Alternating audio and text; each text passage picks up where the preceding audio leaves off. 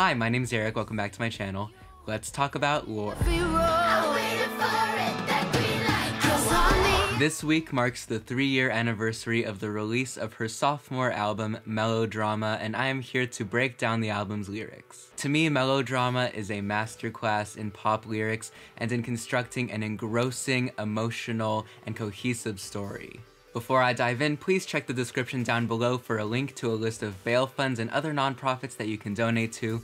Please subscribe to be here when I post new videos every week, and hit the bell icon to be notified when my videos go live. Without further ado, I want to start by laying some conceptual groundwork, because melodrama, of course, doesn't just refer to over-the-top behavior, but also to a genre of theater and film that stretches reality in order to heighten emotion. In a 2017 interview with Vanity Fair, Lorde said, "I have a love of theater, and I love drawing a parallel with Greek tragedies." And I'm sure many people already have drawn a connection between this album and Greek tragedy, but I'm going to try to carve around those takes and give an overview of some of the lyrical techniques that Lorde uses to reinterpret foundational ideas of theater and of pop music.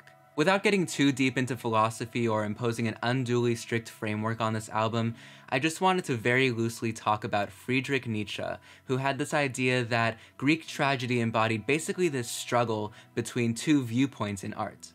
The Apollonian view, which is neat, organized, and logical, and the Dionysian, which is expressive, emotional, and often associated with drunkenness. And while this dialectic isn't necessarily adopted explicitly by pop culture today, this dichotomy between presenting life in art as organized and structured and understandable, and representing it as chaotic, and the latter's association with intoxication, arguably is ingrained in the DNA of how our pop culture conceptualizes drugs, alcohol, partying, and other indulgences. And in turn, pop culture tends to associate these indulgences with tragedy and death. And there are many examples of this. Joanna Newsom's Have One on Me is a breakup album whose main character constantly talks about herself either dying or getting drunk to process this traumatic breakup. The Weeknd's After Hours has a central voice who seems torn between an idyllic, simple, domestic life and an addiction to drugs, alcohol, and money. I just talked last week about Chloe and Halle's Ungodly Hour, where they can't seem to decide if partying and being a bon vivant reveals their inner truth or if it stifles their ability to confront their emotions. This association between partying and tragedy probably comes from a variety of sources. Maybe it comes from a puritanical view of temperance and sin, where the ultimate tragedy is the damnation of the archetypal partier. From a history of outlaws that connects Prohibition-era bootleggers to mid-century bikers to the bacchanalian hip-hop flex trope, or simply from the realities of drug and alcohol dependency. But whatever the source, it's kind of a given in our pop culture, and more specifically in our pop music, that even in songs that endorse partying, death is present. Let's make the most of the night like we're gonna die young. Live fast, die young. Dance till you're dead. And an idea that melodrama, the dramatic form, shares with Greek tragedy is extreme or exaggerated struggles and conflicts leading to a great emotional payoff, or catharsis. According to Yale comparative literature professor Peter Brooks and Wikipedia, melodrama is a victory over repression. And if you've been watching my channel for long enough, you'll recall that I've described pop music in a very similar way, as a conduit to catharsis. And this is the element of theater to me that bridges the gap to pop music. Nietzsche wrote in The Birth of Tragedy that the catharsis created by the dissolution or death of the tragic hero gives the audience a glimpse into a Dionysian truth. And on melodrama, it's the death of Lorde's relationship, her indulgence in partying, and the resulting dissolution of her Apollonian facade that give us the experience of catharsis and grant us access into her truth. On the opener, Greenlight, Lorde establishes not only the moment that spurs the rest of the story of the album, but also the album's framing device, its reason for being a pop album. She does this through mimesis, an artistic technique by which form echoes or mimes content. Lorde opens the song with straightforward lyrics recounting the problems in her recently ended relationship over piano chords, classic confessional songwriting. But as we approach the chorus, the song introduces a dance beat, and Lorde says, "But I hear sounds in my mind, brand new sounds in my mind." This song, this music, is the brand new sound. This breakup has sparked her creativity, and out of the ashes of her relationship, she makes art. That's what the song is about, and that's what the song is. And this mimesis evokes more broadly the Robyn model of pop. Dancing on my own, the celebratory act of dance not as an expression of uncomplicated happiness, but as a release of pain, catharsis. Lorde recalls kissing on a light-up floor, and the pain entangled with the joy of remembering that moment encapsulates the pop music conception of catharsis, offering a meta-commentary on the emotional core of dance pop. Lorde employs mimesis on the rest of the album too.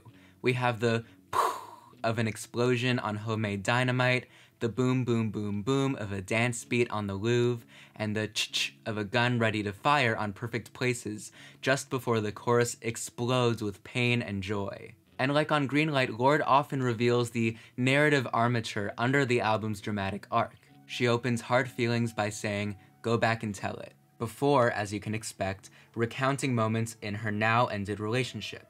The harsh noise and Phil Collins sampling percussion that lead into the sarcastic and triumphant Loveless reveal the tension between the hard feelings of love and the pleasure of embracing its loss. The title of Supercut uses a filmmaking technique once again as a metatextual representation of how media can only capture moments in a love, but that this distillation can make the love as a continuous amorphous experience easier to process and to recover from. So she's marking beats in her story or acts in her melodrama. And that's because it was a performance.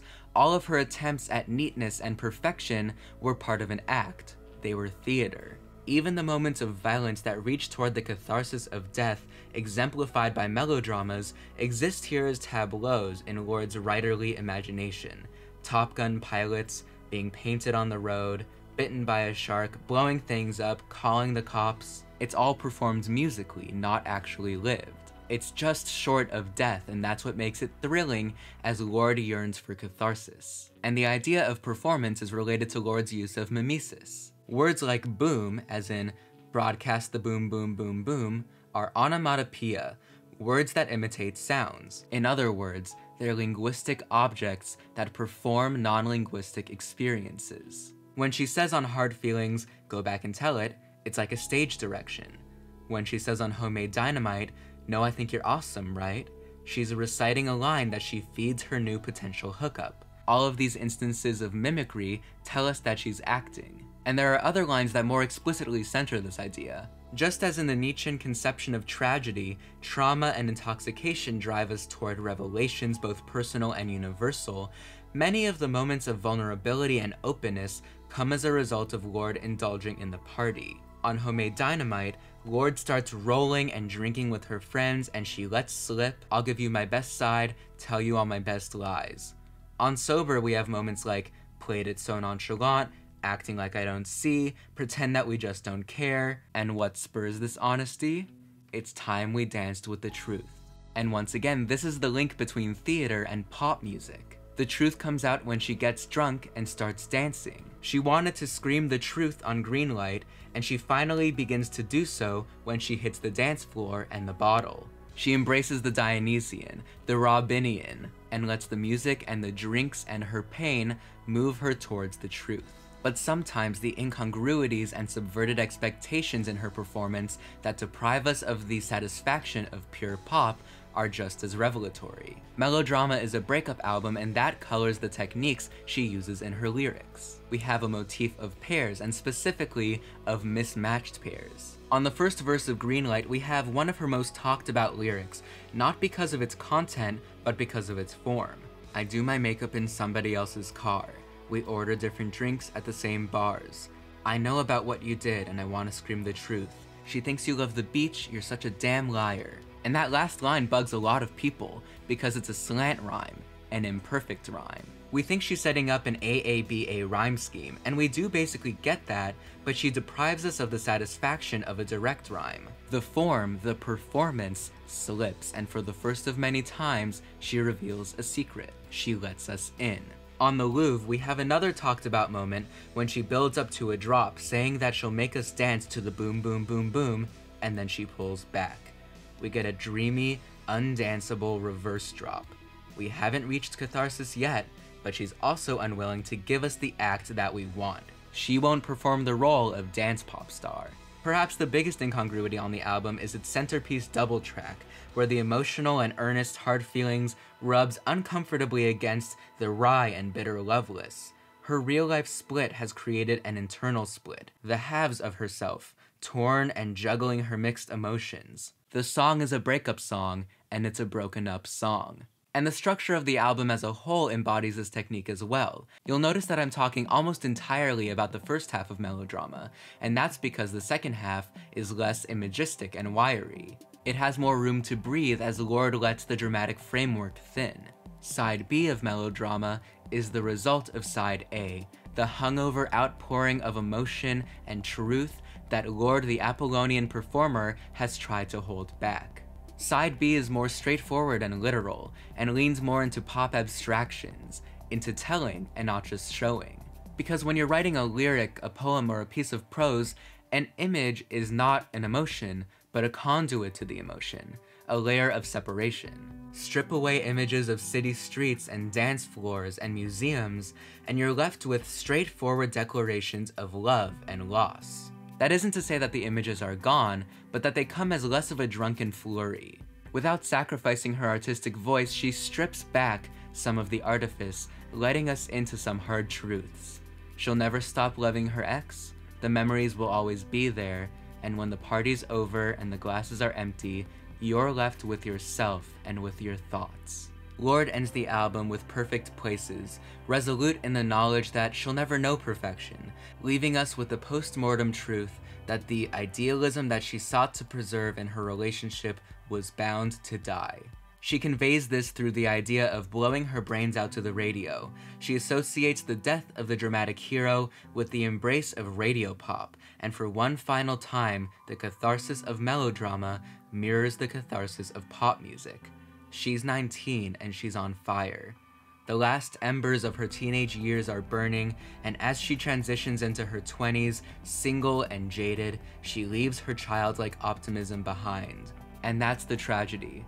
Not a literal death, not even the death of her relationship, but the death of her innocent idea that pure happiness was attainable. So the album isn't just about a breakup with a partner, but with a phase of life, and I think that's why so many people connect with it. It's a pretty well-established meme now that you don't decide when you move on to the next stage of your life, Lorde does. She's a documentarian of coming of age, and I cannot wait to see what places she takes us next, even if they aren't perfect places.